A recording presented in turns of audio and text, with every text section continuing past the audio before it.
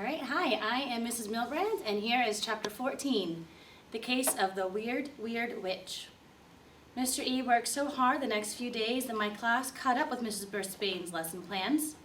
But it wasn't all hard work. He also had us read a fur-raising story about a secret code, and it turned out that the secret code was also a math problem. During the day, I was busy trying to keep up with the lessons. At night, I'd make notes in my notebook so I'd remember what we learned in class.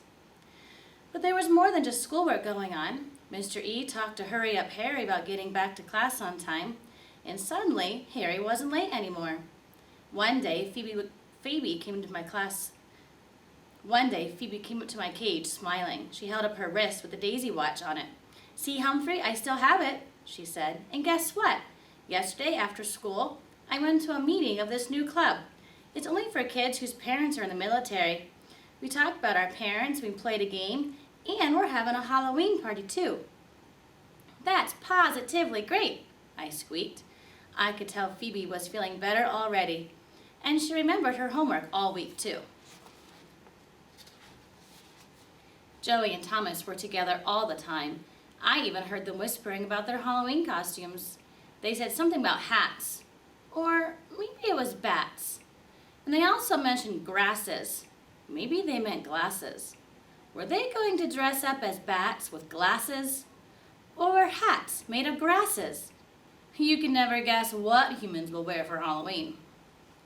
There was so much talk about Halloween, I couldn't help thinking about last year's party. I didn't know much about Halloween then. All I knew was that humans wore costumes and that the class would have a party. But last year we had a different class, we had a different teacher, and I was a different hamster. Oh, I was still Humphrey, but I was just starting to learn about school. Now I know a lot more. I just didn't know what my costume would be. The night before Halloween, Aldo came into room 26 and stopped. He looked around and said, "Will you look at that? It's almost as clean as when Mrs. Burspane was here." "And where is she now?" I squeaked loudly. I guess Aldo didn't understand me. "How do you like my costume?" Aldo twirled around. He looked the same as usual. He had on a blue shirt and black pants, and he was pushing his cleaning trolley. "This is my costume. Get it?" Aldo roared with laughter, and I realized that he was joking. I like jokes. I think most hamsters do. "I need a costume too," I squeaked. "Boing, boing," Og agreed. "I know you're excited," Aldo said. "I talked to Richie today. He's excited too." Richie was his nephew, and he'd been in room 26 last year. "He's going to be a monster," Aldo explained. It was hard to imagine Richie as a monster. He was a very nice human. Maybe there are nice monsters too. I'll bet there are. When Aldo sat down to have his dinner, I was hoping for a pumpkin treat, and I wasn't disappointed. "Trick or treat, buddy," he said. "Thanks, Aldo. Trick or squeak," I called after him. Later, when Aldo was gone, I told Og, "Tomorrow is Halloween." "Boing, boing," he replied. "I need a costume," I said, walking toward the edge of our table. "Don't you?" "Boing, boing, boing, boing." He didn't seem to like the idea of wearing a costume. "You don't have to wear a costume, Og, but I want one," I said. I had an idea today when I was thinking about the Sherlock Holmes story, and I have a plan. Og dived into his water with a giant splash. I dashed away to keep from getting wet. I slid down the table leg and scurried across the room to the shelves where the art supplies were stored. Luckily, they were low to the ground, so I could easily scramble up the side of a bin and slip over the edge. Once I was inside, I found what I wanted. I gnawed and gnawed until I had exactly what I needed for my costume. Holding my treasure in my mouth, I climbed up a stack of glue sticks, hopped on a tall jar of glitter, and slid back over the edge. I swung back up to the table and went straight to my cage. I hid my costume in my bedding and closed the cage door behind me. "Boing, boing," Og twanged. "My costume is a surprise, Og. You'll find out what it is tomorrow," I squeaked back at him. "Everybody will find out tomorrow." There were no costumes on Halloween morning. They were just the usual lessons. But after lunch, Mr. E sent everyone out of the room to change into their costumes. Simon's mom and Small Paul's dad were there to help.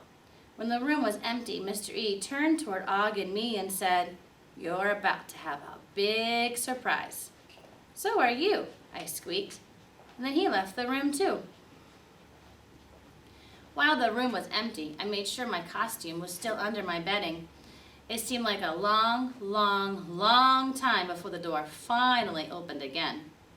In walked a tall pirate and a short ninja. I guess they were Tall Paul and Small Paul.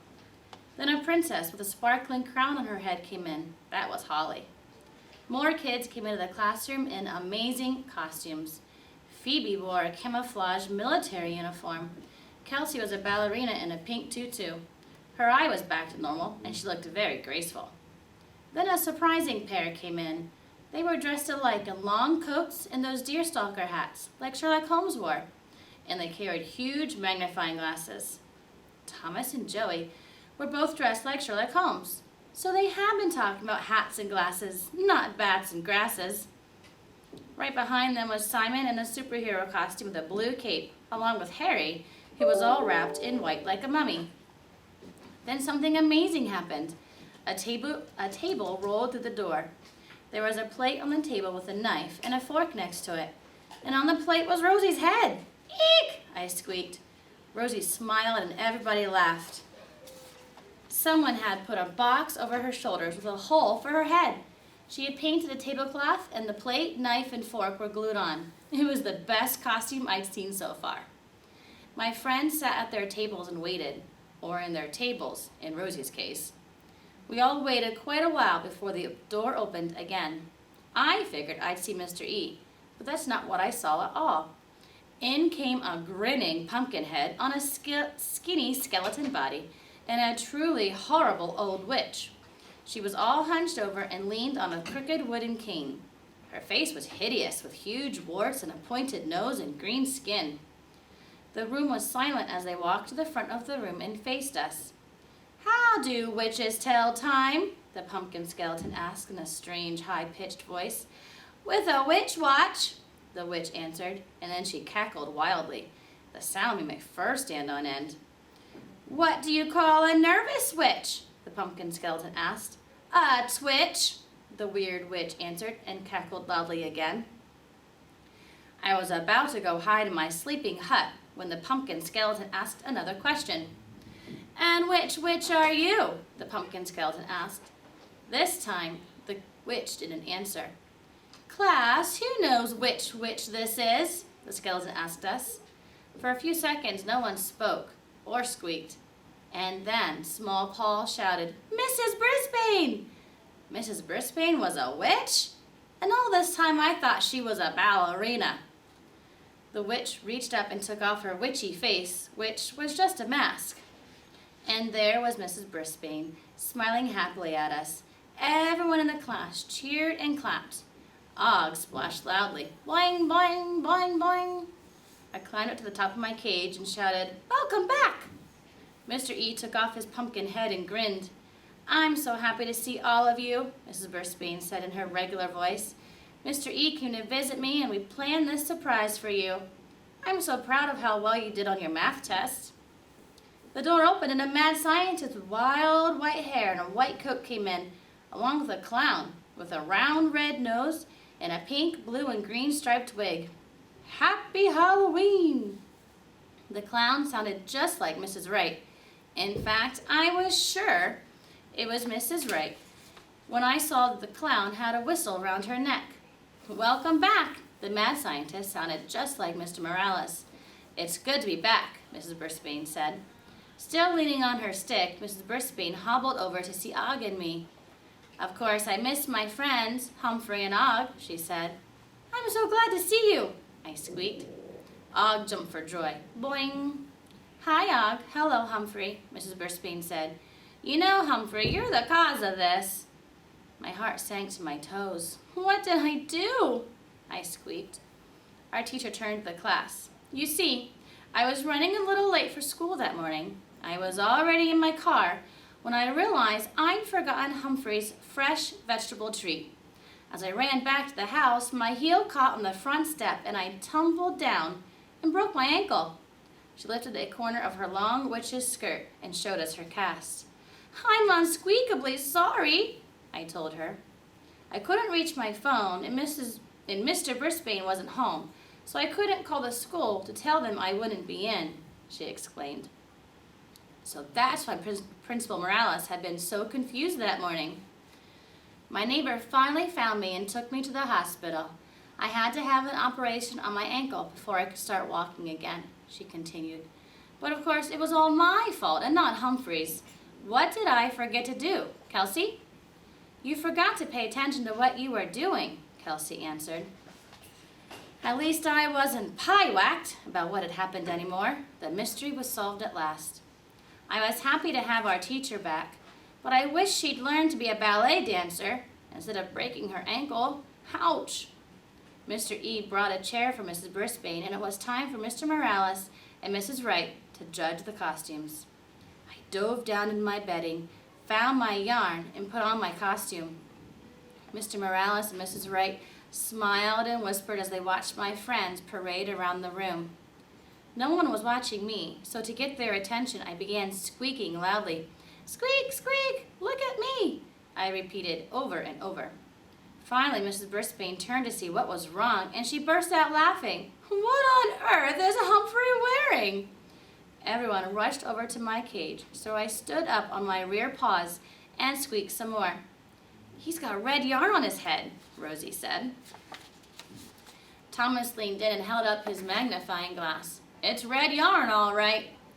Joey leaned in and held up his magnifying glass. It looks like hair. Red hair, Kelsey giggled. He looks like a redhead from the Red-Headed League story. I guess it took a redhead to recognize another redhead. Everyone was laughing and pointing except Mr. Morales and Mrs. Wright. They were whispering and pointing. Who gave Humphrey that yarn? Mrs. Brisbane asked. No one answered. Whoever you are a very clever person, she said. For once, Mrs. Brisbane was wrong. I'm a very clever hamster.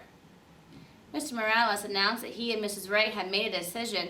He reached in his pocket and pulled out a blue ribbon that had Best Costume written on it. It's a tie between Rosie Rodriguez and Humphrey. Boing, boing, boing, boing, Og cheered. He knew I'd wanted to win.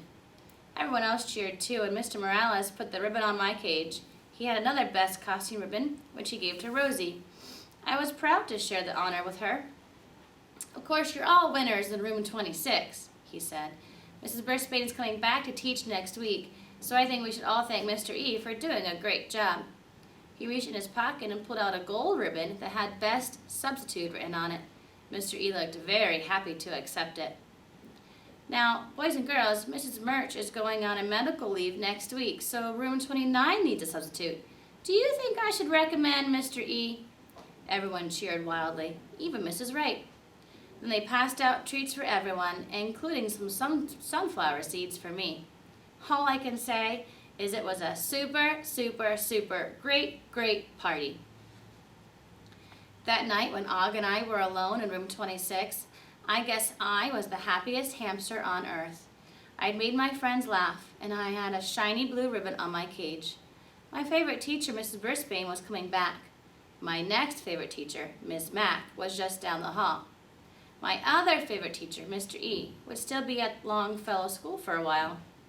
And even though I just solved a lot of mysteries in room 26, I knew that as long as I was a hamster, living in a classroom full of humans, I'd always have plenty of mysteries to solve, just like Sherlock Holmes.